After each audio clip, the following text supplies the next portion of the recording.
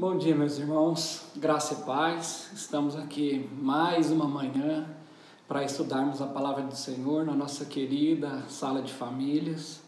E como a gente sempre ressalta, nós temos estudado o livro do pastor Davi Merck, que muito nos abençoa. Como a gente pode ver, isso aqui é uma enciclopédia, fruto de muitas e muitas pesquisas e, como o próprio autor diz, para abençoar a igreja brasileira, como tem nos abençoado. Então a nossa oração é para que nessa manhã a palavra de Deus fale ao seu e ao meu coração. Amém? Vou tirar um pouquinho o livro aqui para ficar à disposição se a gente precisar consultá-lo. Como vocês podem ver no tablet ao lado, o nosso tema dessa manhã é perdão em família. E meditando, estruturando, como a gente falou, referenciado no livro do pastor,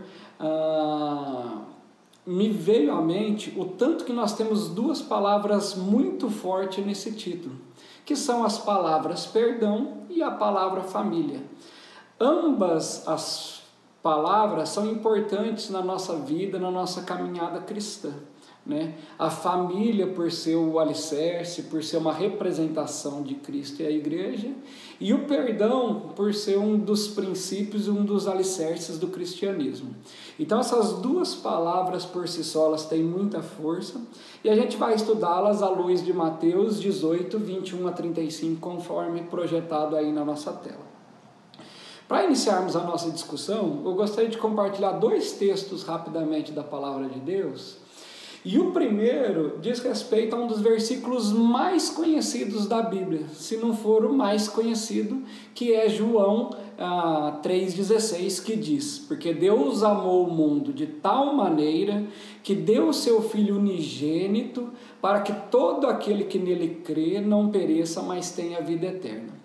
O que esse texto nos diz sobre família, o que esse texto nos diz sobre perdão, e o que esse texto nos diz também sobre uma outra palavra muito importante para o cristianismo, que é a palavra amor.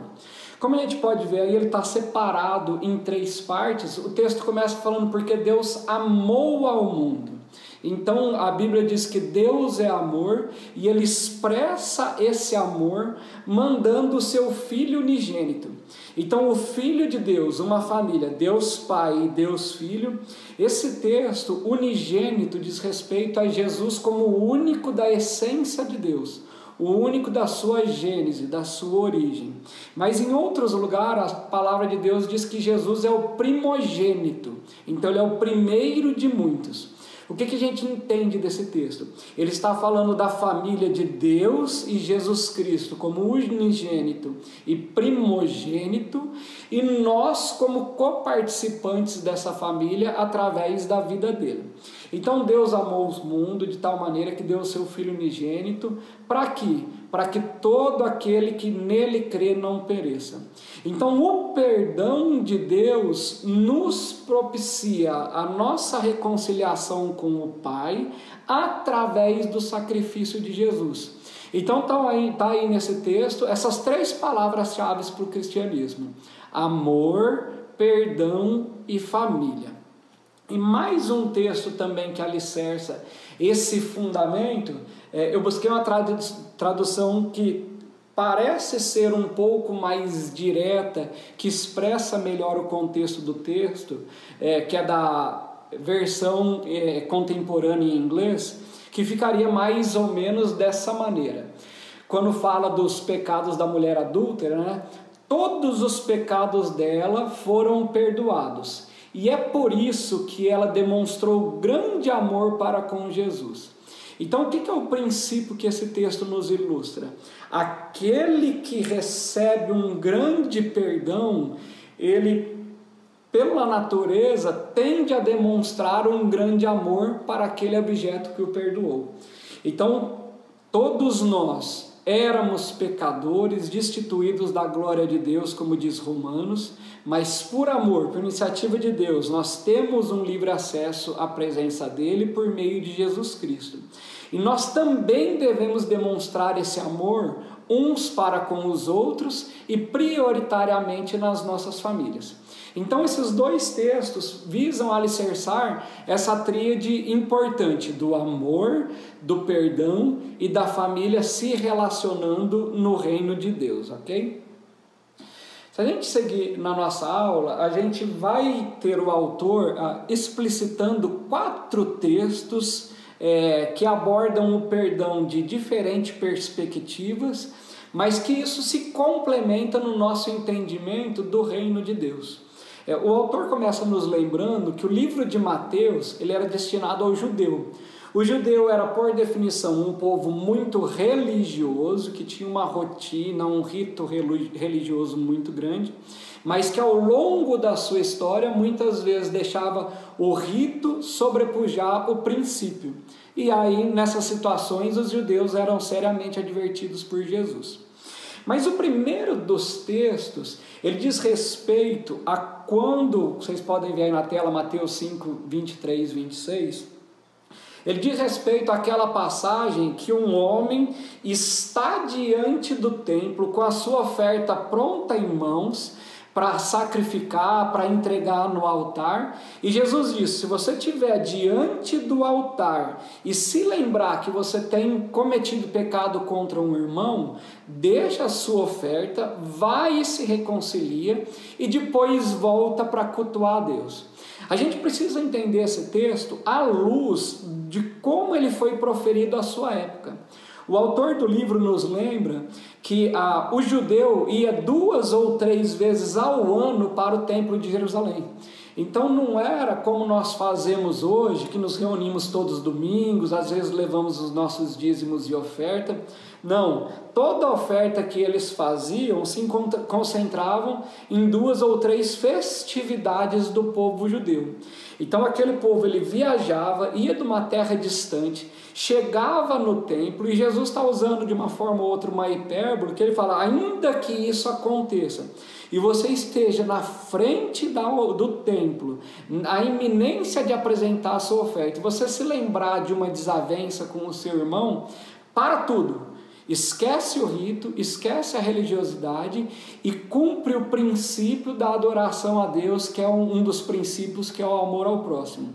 Então o texto, eu entendo que ganha muito mais força quando a gente entende ele à luz do seu contexto. Então o que Jesus está fazendo? Ele está destacando a seriedade daquele momento, a importância da reconciliação. Como foi projetado aí, a prioridade que há para Deus, a necessidade de nos reconciliarmos com o nosso próximo. Então há um texto aí que fala sobre prioridade. A questão do perdão para Jesus, ela é prioritária. O segundo texto, que está colocado aí como falando de reciprocidade, tem que ler para não travar a língua, diz respeito à oração do Pai Nosso. O primeiro evento, o texto de Mateus 5, aqui narrado, ele está no texto das bem-aventuranças. Mateus também, a oração do Pai Nosso, também está no Sermão do Monte que Jesus faz. E o que a gente sabe? Que Jesus ele coloca uma reciprocidade no nosso perdão. Ele diz: perdoa os nossos pecados ou as nossas ofensas, assim como nós perdoamos aos nossos devedores. Então, basicamente, na mesma medida que nós somos perdoados, nós também perdoaremos. E depois, ao término da oração, após Jesus falar o amém, ele ainda volta nesse texto e frisa mais uma vez a necessidade de perdoarmos ao nosso irmão. Então está aí esse texto que a gente chama de oração do Pai Nosso, falando da reciprocidade. Deus nos perdoou, nós perdoamos também. Mais adiante, a gente tem uma nova passagem que Jesus vai enaltecer o princípio da humildade. O que muda dessa passagem para a anterior? Se na primeira, eu ofendi meu irmão, me lembro disso e deixo a oferta no altar para procurar esse irmão, agora Jesus está falando ao contrário. Se você sabe que um irmão te ofendeu, então digamos que você é uma parte inocente, ainda assim cabe a você procurar esse irmão para a reconciliação. Então Jesus fala, se você tem um irmão tem uma falta com você, você vai, procura, busca se reconciliar. Se ele não te ouvir, você leva uma testemunha. Se ele ainda não ouvir, apresenta para a igreja. E por fim, considere como publicano. Então o que ele está falando? Ainda que você seja a parte menos culpada, vamos dizer assim, você pode não ter culpa nenhuma ou ser menos culpada, ainda que você seja a parte menos culpada nesse processo, ainda assim Jesus nos orienta a procurarmos o irmão para a reconciliação, para buscarmos o perdão, para buscarmos manifestar o reino de Deus. E por fim há um outro texto, que aí deu até rima, né? A gente pode usar a palavra perpetuidade. O que fala esse texto? É quando Pedro procura Jesus e pergunta se perdoar ao irmão 7 vezes já não seria mais do que suficiente. Ao que ele escuta Jesus dizendo, não apenas 7, mas 70 vezes 7.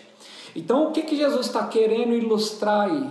Que queiramos ou não, o perdão, ele não é condicionado a uma quantidade, a uma situação específica, nem mesmo a gravidade. Ele é condicionado a gente retribuir aquele perdão que nós recebemos do nosso Pai. É claro que a gente não deve usar isso para pecar contra o nosso irmão indiscriminadamente, porque isso também não encontra alicerce na palavra de Deus. Mas nós somos conclamados a perdoar aos nossos irmãos de maneira contínua. E a gente vê muito isso no nosso casamento, não é, meu bem? No nosso dia a dia, quantas e quantas vezes não há desavença na relação de um casal, não há desavenças na relação de pais e filhos, mas o que Jesus está nos ensinando? O princípio de que a nossa natureza ela é pecaminosa, mas nós devemos nos perdoar mutuamente uns aos outros, sem colocar isso um contador, indefinidamente. Todas as vezes que for necessário, cabe ao cristão exercitar o perdão.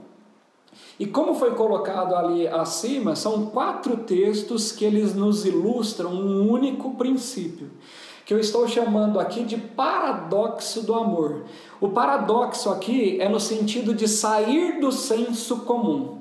Então todos esses convites que Jesus faz, eles saem do senso comum. A gente sabe que até mesmo a lei judaica tinha o conhecido olho por olho, dente por dente. Então eu vou te retribuir na medida do que eu tenho sido ofendido. Esse é a mensagem do que a gente fala do período da lei de Moisés. Mas a graça ela é um paradoxo. Por quê? Porque ela não tem essa lógica humana. Ela simplesmente transcende a isso através do amor. Então o irmão está magoado comigo. A gente não julga isso um caso de menor importância. A gente não é pragmático, porque, por exemplo, nos dias de hoje, muitas vezes a gente é tentado e fala assim, deixa eu dar a oferta aqui, quando eu encontrar com meu irmão, às vezes eu resolvo isso. Não é isso que a palavra de Deus nos ensina. Ela nos ensina a priorizar aquilo que é prioritário. Então, está aí um exemplo do paradoxo do amor. Também da reciprocidade, como a gente disse, aquele que muito é perdoado, muito ama. Está aí esse princípio. Eu fui perdoado de uma dívida impagável. Então eu devo exercer perdão com a minha esposa, com meus filhos, com meus pais, com meus irmãos da igreja. Isso é um princípio para a vida cristã, a reciprocidade. Também o paradoxo do amor mostra a humildade, por quê? Porque muitas vezes a gente é tentado, não fui eu que magoei, não fui eu que ofendi, foi ele que pisou na bola comigo, é ele que me deve. E Jesus transcende dessa situação e ele fala exatamente o contrário. Independente de onde iniciou o fato, reconcilia-te com teu irmão. Tem um texto da palavra de Deus que diz: no que depender de vós, tende paz com todos os homens. Então tá aí o princípio que está sendo ilustrado aí mais uma vez do que a gente está chamando do paradoxo do amor. E também a perpetuidade. Não há limites para a gente exercer graça e exercer o perdão sobre a vida do nosso próximo. Então estão aí alguns princípios que nós temos que nos lembrar deles na palavra de Deus. O nosso texto dessa manhã propriamente dito é o que algumas versões da Bíblia chamam de parábola do credor incompassivo ou algo do gênero, que como esse subtítulo não tem inspiração divina, é uma convenção humana para agrupar o texto, eu gostaria de chamar essa passagem de a corrente do bem. Eu acho que a gente vai conseguir entender um pouquinho o porquê desse nome, peço a liberdade para usar essa expressão.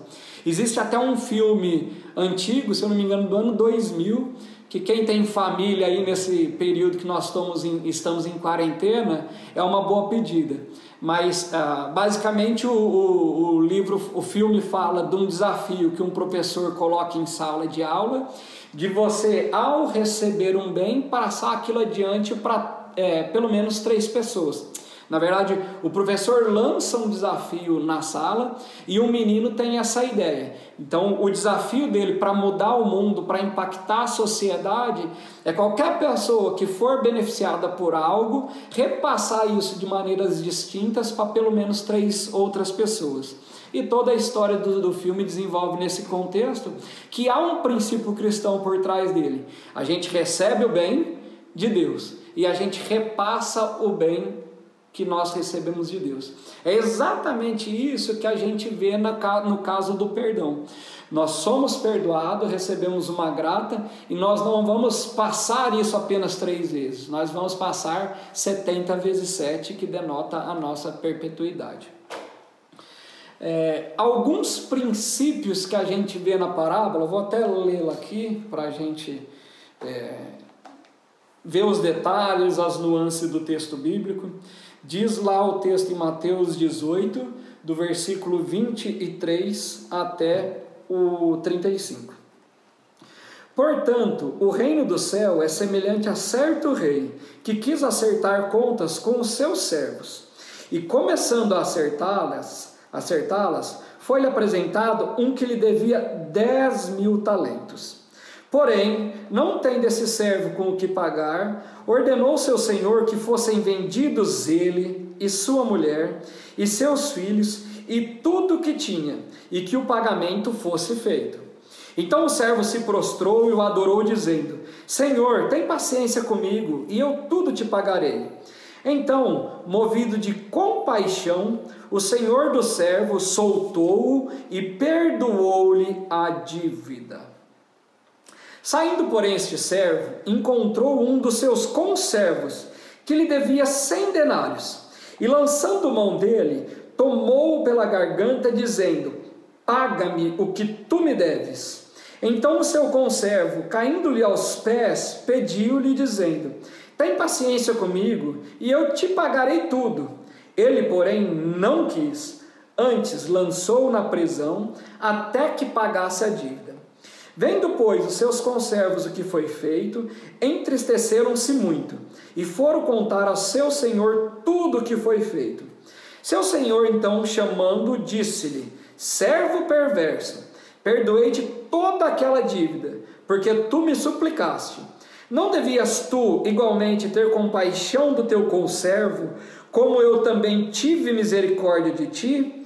E, indignado, o seu senhor o entregou aos atormentadores, até que ele pagasse tudo o que lhe devia. Assim também meu Pai Celeste fará convosco, se de coração não perdoardes cada um as ofensas dos seus irmãos.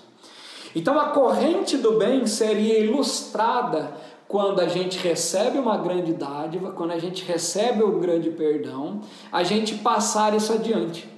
Mas muitas vezes, assim como este servo fez com o seu conservo, a gente retém o perdão. E quais são os grandes problemas da retenção do perdão? Existem uma série deles, mas a gente vai apresentar alguns para embasar a nossa discussão.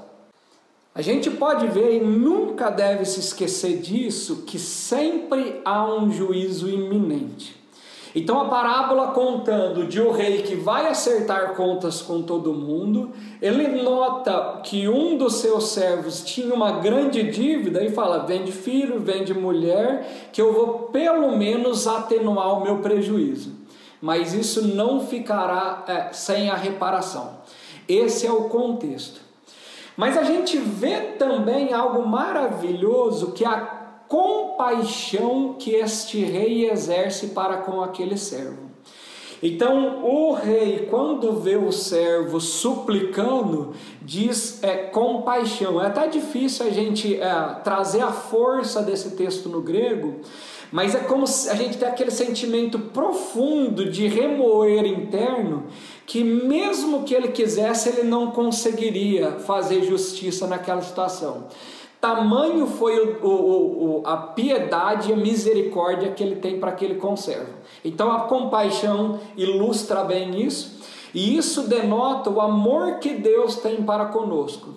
Por mais que a dívida seja grande, seja aos olhos humanos impagável, ainda assim esse rei usa de compaixão para com um servo e o perdoa.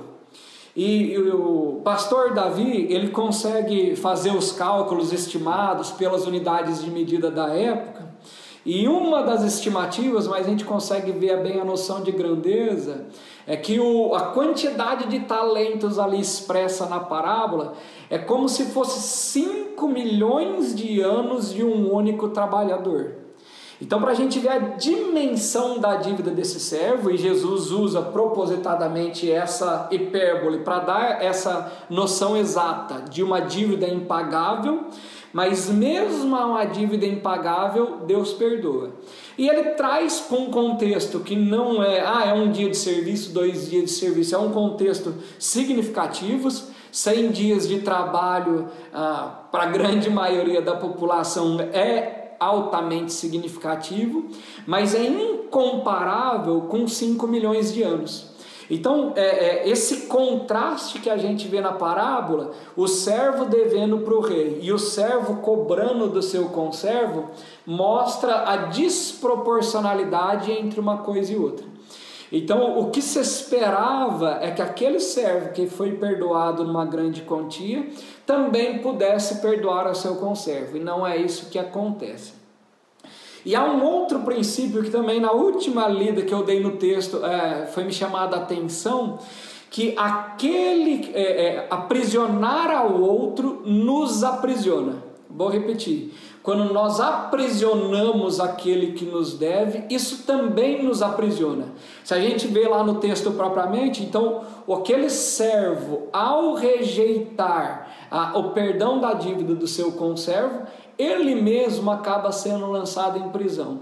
Então não são raros os relatos de pessoas que não perdoam e elas ficam presas naquela situação que não promove o seu crescimento. Tem até um texto que está expresso no livro, que fala que a falta de perdão é como você tomar o veneno e esperar que o outro morra. Então, quando a gente não perdoa, nós mesmos, em certa medida, somos extremamente prejudicados por aquilo, como acontece com este servo que não perdoa o seu conservo. Ele sofre na sua própria pele uma prisão ali no sentido literal, mas para o nosso contexto nós podemos trazer também para o figurado, de que a falta de perdão trava a vida em diversas áreas das nossas vidas. Mais uma vez nessa parábola, a gente pode ver que há uma prioridade. Então aquele servo encontra com o rei e ele é perdoado, e ele deveria priorizar também perdoar o seu conservo, algo que ele não fez. Essa parábola fala de reciprocidade, deveríamos perdoar uns aos outros, este servo não fez. Essa parábola fala de humildade, porque aquele que tem o direito de exercer e não o faz, ele demonstra humildade e compaixão.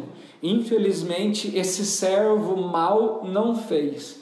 E fala também, em certa medida, da perpetuidade, da obrigação tácita que havia para esse servo de perdoar não só esse, mas outros conservos que por algum motivo tivessem uma dívida para com ele, haja vista o tamanho da dívida que ele havia recebido o perdão do rei. Então, mais uma vez aí, ilustrando o quanto que o perdão é algo extremamente importante para o reino de Deus. Se a gente entendeu o que Jesus queria ilustrar com as parábolas, com essas histórias e com a importância do perdão, mais uma vez, ele queria tirar o senso comum do coração do povo e mostrar que o reino de Deus, o cidadão do reino, ele é diferente. Quando todos esperam uma vingança, alguma punição diante de uma falta grave, o cristão tem o privilégio de exercer graça, de exercer misericórdia, de exercer perdão sobre a vida do seu detrator. Já partindo para o final da nossa aula, da nossa meditação, eu gostaria de deixar claro que não existe maior expressão de amor do que o perdão, prioritariamente o perdão em família. Muitas vezes a gente entra em discussão, mas eu perdoo, mas não vai ser a mesma coisa, o meu marido fez isso, fez aquilo, mas agora eu não dou conta de ter o mesmo nível de relacionamento, ou o inverso, a minha esposa, ou os filhos, ou pais, ou os irmãos. E muitas vezes, até mesmo no nosso contexto cristão religioso, a gente tende a falar, não, eu perdoo, mas agora eu não quero mais saber dessa pessoa. Será que é assim que Jesus se comporta conosco? Será que ele tem alguma restrição quando a gente peca contra ele? Não, Josafá ele era bom até tal dia, mas aquela falta que ele teve foi muito grave, agora nosso relacionamento está seriamente abalado, e pode ser que daqui 5 ou 10 anos eu volte a me relacionar com ele. Será que é assim que Jesus nos trata? Se não é assim que Jesus nos trata, não é assim que nós devemos tratar o nosso irmão. Um dos exemplos que eu acho mais marcante que a gente tem para ver sobre que esse perdão, de fato, ele tira toda e qualquer mágoa, é o exemplo quando Jesus se reencontra com Pedro. Só para nos relembrarmos, Pedro traz Jesus 3 vezes antes da morte de Jesus. Pedro sai chorando copiosamente e não tem a chance naquele momento de reparar a sua situação, porque de poucas horas depois, Jesus Cristo estava sendo crucificado pelo seu e pelo meu pecado. Mas o que a gente sabe da história é que Jesus Cristo foi morto, ressuscitou ao 3º dia e por 40 dias ele andou nessa terra em contato com seus discípulos. A palavra nos diz lá no texto de João que a 3ª aparição que Jesus faz é para Pedro quando Pedro está pescando. Então aquele texto que a gente conhece da palavra de Deus, que Pedro vem à frente do barco, nadando, ter com Jesus. Jesus tem uma refeição com os seus discípulos, chama Pedro ao canto e Jesus prioriza o seu relacionamento com Pedro. Jesus diz, Pedro, você me ama? Sabes que eu te amo, Senhor, como nessa tradução diz, gosto muito de ti. Pedro, tu me amas, Senhor, tu sabes que eu gosto muito de ti. Pedro, você gosta muito de mim, Senhor, o Senhor sabe todas as coisas, o Senhor sabe como eu gosto de ti. Então, aquela atitude que Jesus tem para com Pedro, de priorizar essa restauração, é essa mesma atitude que Jesus espera de mim e de você. De igual forma, Jesus fala, você me ama? Então agora cuida das minhas ovelhas, perdoa a igreja que vai nascer após a descida do Pentecoste. Você vai ser perseguido, vai ter cristão que vai pisar na bola contigo, você vai ser perseguido, você vai ser traído, mas apacenta minhas ovelhas, Pedro. É isso que Jesus fala para Pedro. Jesus também é um exemplo máximo de humildade, evidentemente, mas ele tem a iniciativa de procurar Pedro. A gente não sabe se aquele diálogo aconteceria, tamanho era o grau de vergonha que Pedro estava. Muitas vezes o nosso ofensor, ele não se aproxima de nós por vergonha, porque não sabe qual vai ser a nossa reação. Tem um exemplo clássico na palavra de Deus, que é Esaú e Jacó. Jacó estava morrendo de medo da postura de Esaú. Será que o meu irmão vai me perdoar? Deixa eu levar presente, deixa eu deixar minha família por último, se acontecer uma crise. Mas a palavra diz que Esaú correu para abraçar seu irmão. Então é exatamente essa humildade que Jesus Cristo espera de todos os seus filhos. E por fim, a questão do perdão estava ali, Jesus falando para Pedro: cuida das minhas ovelhas enquanto você estiver nessa vida. Então, mais uma vez, estão aí os princípios ilustrando a necessidade, digamos, a obrigatoriedade, vou usar essa palavra forte, a obrigatoriedade que cabe a cada cristão de perdoar ao seu irmão. Antes de orarmos, eu gostaria que você refletisse um pouco sobre o perdão em si, sobre a necessidade do perdão prioritariamente em família. Acho que a gente não pode perder essa oportunidade. E a gente sabe o quanto é fácil se desgastar um relacionamento familiar. De novo, seja entre marido e mulher, mulher e marido, porque a seta faz diferença muitas vezes, pais e filhos, filhos e pais, netos com avós, com tios, enteados, cunhados. O princípio aqui demonstrado do cristianismo é que a gente tome a iniciativa de procurar o nosso irmão para que haja restauração. Tem um texto da palavra de Deus que nos diz: e nisso conhecerão que sois meus discípulos, se vos amardes uns aos outros. Se tem uma marca que deve caracterizar a igreja verdadeira de Jesus Cristo, é a facilidade em perdoar. A gente aprende num curso de casados, que a gente faz do Casados para Sempre, que o perdão não é um sentimento, perdão é uma decisão, perdão é uma escolha, perdão é uma iniciativa. A situação está ruim, eu fui gravemente ofendido, fui traído, perdi a confiança, mas eu tenho duas opções: continuar tomando esse veneno ou me dobrar aos princípios norteadores da palavra de Deus, ter um passo de fé e buscar reconciliar com aquele a quem eu estou com certa desavença. Então eu não sei como está a sua vida, não sei quais são as áreas, quais são as pessoas que você deve perdoar, mas coloca isso diante de Deus. Eu acredito piamente que Deus pode estar colocando alguns nomes no seu coração. Às vezes você fala: acho que não, será que é, será que não é? Se tem surgido 1, 2, 10, 20 nomes na sua mente, coloca isso diante de Deus e tome a decisão de perdoar. Você vai presenciar com a sua própria vida que não existe uma decisão melhor a ser tomada. Por quê? Porque ela se alicerça num princípio norteador do reino de Deus. Eu não tenho dúvidas de acreditar que a vida de muitos cristãos se trava em diversas áreas por falta de perdão.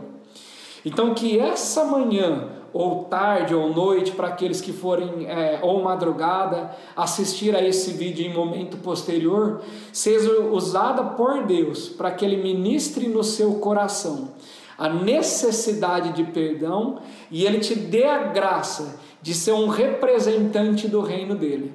A Bíblia nos chama de cristãos porque nós somos representantes de Cristo. Então, o exemplo máximo que nós temos é a pessoa do nosso Senhor Jesus Cristo, que quando ultrajado não revidava com ultraje, quando ofendido não revidava com ofensa. Eu costumo falar isso para algumas pessoas próximas, que uma das características para mim de um cristão maduro é a dificuldade em se ofender. Então, eventualmente, minha esposa pisa na bola comigo, o inverso é muito mais fácil, né? Mas tudo bem. E eu fico ofendido, eu fico chateado. Quanto mais maduro eu for na minha fé, menos essas ofensas devem nos causar mágoa e ressentimento.